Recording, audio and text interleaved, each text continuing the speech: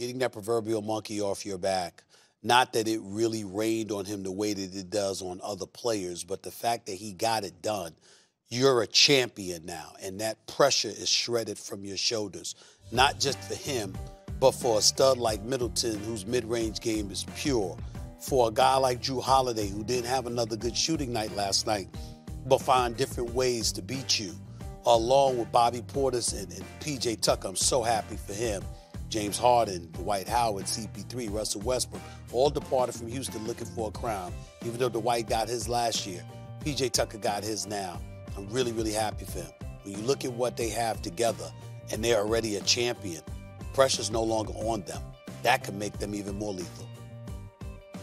I don't see it. I think they'll be competitive. I agree with you about P.J. Tucker. P.J. Tucker and Brook Lopez are the right kind of fits on a team with Jrue Holiday and Middleton. Everything fits very nicely at a certain level. And Giannis is a monster, but at a certain level. Stephen A., I can't get over the memory of a Nets team without James Harden.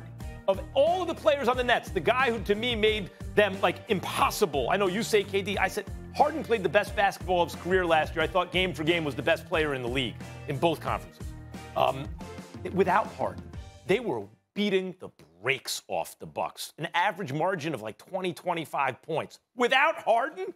And then when the Bucks finally won a game, it was by a slim margin in a great defensive effort from the Nets. Again, no James Harden.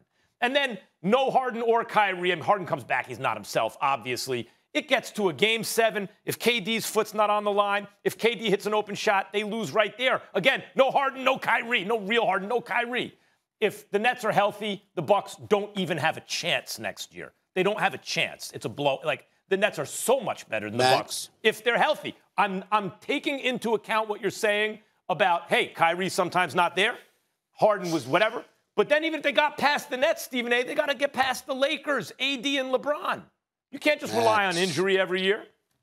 Max Kellerman. He's about to fall The question wasn't about next year. The question was, will Giannis win more titles in Milwaukee? He's 26. We don't know how long James Harden and Kyrie and KD gonna last in Brooklyn. LeBron's got about 2 years left in L.A. The question was, will you win more titles in Milwaukee? It wasn't, will you win next year? So I'm looking at Giannis at age 26. Do you believe, Max, that this is his last title of his career? It's a good point. I would say that it is possible if he stays in Milwaukee his entire career that we are not done seeing him win championships in Milwaukee. How would I peg the odds? I don't even know if I'd make it 50-50, but it's a good point. I think I could see Giannis winning 3 titles in his career, Max. I could see him winning 3. The problem is it's difficult for Milwaukee to attract top-flight players, and they don't seem – ownership doesn't seem willing to – As presently constructed, where's Jrue Holiday or Middleton going in terms of their game? See, when we look at somebody like Russell Westbrook, his athleticism is off the charts. He's just almost superhuman, for crying out loud. But you do know that there's a window on that, because how much longer is that going to last because of his athleticism? The same way we once looked at Derrick Rose. Giannis ain't going to get below 6'11". Middleton's mid-range game is his mid-range game.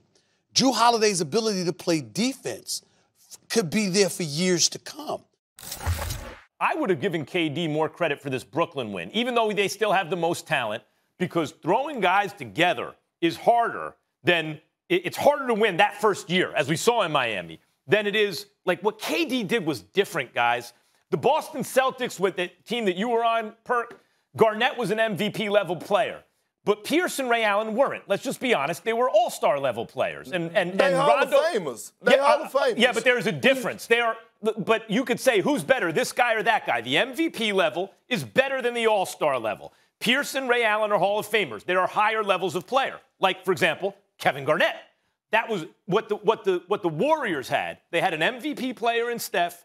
They had an all-star in Clay, an all-star in Dre, a great player in Iguodala, and they added to a team that was already functioning an MVP all-time great in his prime.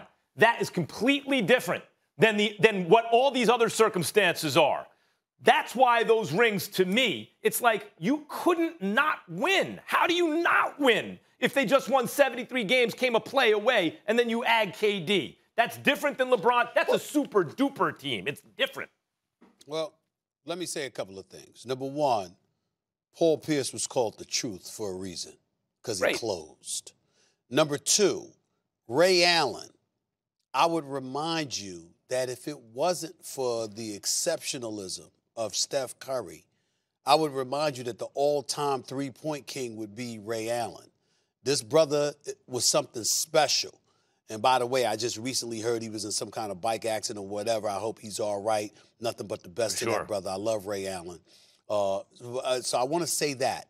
The other thing that I will say to you is this. Again, Giannis did it the right way. He did it the Jordan way. He did it the Kobe way. He did it the Tim Duncan way. We get all of that. We understand that, okay? And I'm not taking anything away from him. But I would like to point out that this season, above many, many others, has proven just because you assemble something doesn't mean that it necessarily works out. Look at what happened to the Brooklyn Nets. So the point that I'm trying to make to you is that we can point to injury, Max, but when other things come into the equation, like you coming into camp out of shape, or if you Kyrie, you thinking you don't really need a coach because you're so exceptional and you didn't think about the fact that other young cats might be called upon to raise up their game because you get hurt, but they weren't prepared because they weren't receiving the necessary coaching that they could have received. There's a lot of different components that go into being successful, not just even after you assemble a crew.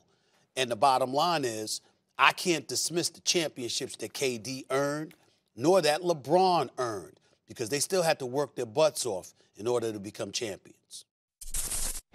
Thanks for watching ESPN on YouTube. For live streaming, sports, and premium content, subscribe to ESPN+.